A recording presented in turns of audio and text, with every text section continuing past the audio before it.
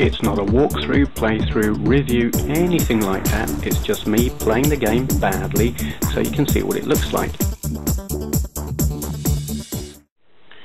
This is Android Invaders by Lyversoft on the Dragon 32, and as is going to be the case on all of my Dragon videos, there is going to be a fair amount of flickering because I'm having to play it on a cathode ray tube TV. My LCD TV just won't lock into the Dragon at all. So here we go, Android Invaders, and as you can see it's Space Invaders with androids at the top. Well, we'll assume they're androids, they're kind of humanoid blobs really. This is... I'm playing it with the Dragon joystick, and it's not easy because it's an analog stick, which doesn't really lend itself to this kind of game that well. There's no self-centering. If you've ever played, it's like UK players may be familiar with it, UK players of a certain age.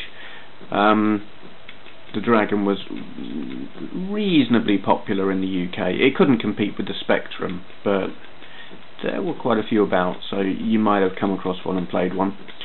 If you're in America, you will probably not have come across this. They did actually sell them over there, very briefly, the Dragon 64. It was called something different, I don't remember what it was. But effectively what it is, the thing you will most likely have come across that is extremely similar is the Coco 2, the Tandy Coco 2, because these are basically a clone of that. They were actually a clone of the Coco 1, but they added more memory, and so the Coco 2 was basically playing catch up with one of its clones, which I found quite amusing. But yes, a lot of the software is compatible. You can play some Coco software on the Dragon and vice versa, I believe. I know some of the tapes I've got here say they'll run on both.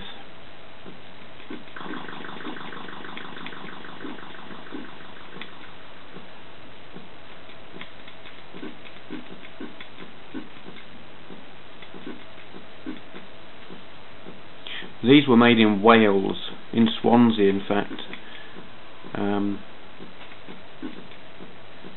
the Dragon logo is of the Welsh Dragon.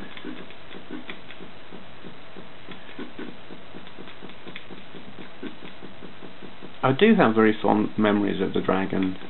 When I was in school, most kids had the Spectrum, but I had two friends who had Dragons, and I liked them. They were, I mean, the graphics are more, they're more chunky than the Spectrums, they're lower resolution, but you do seem to have more colours. They didn't get all the really popular games, just because they weren't such a popular computer, but I liked them. It's got a nice keyboard.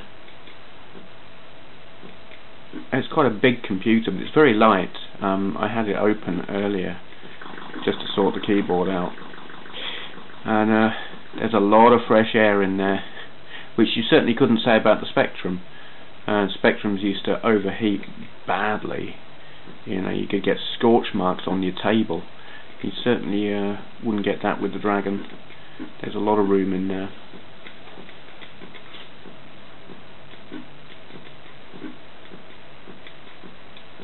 I mean, size-wise, it's not much smaller than an Amiga 500, but oops, it's very light.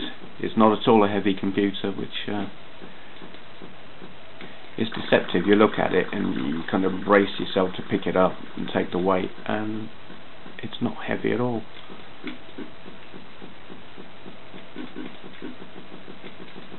Oh.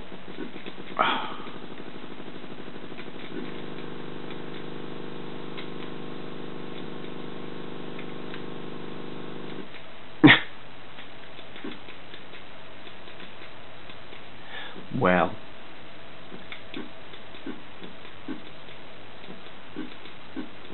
I like this. I mean, it's simplistic. It is just Space Invaders with humanoid-shaped invaders. But it plays quite well. If you like Space Invaders, there's nothing to not like about this, really. Oops.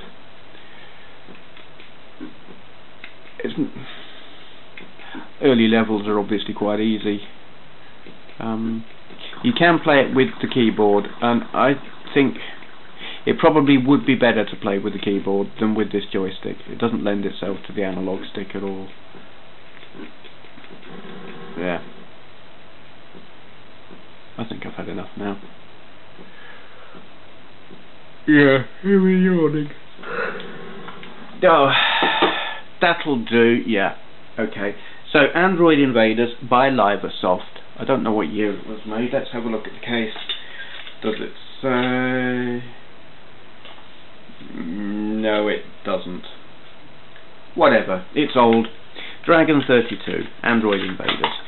Thank you for watching. This and videos of other retro games in my collection and a video of my console and computer collection can be found on my YouTube channel, along with a link to my website retrogamingcollector.com, so take a look at that if you've got nothing better to do. Thank you for watching.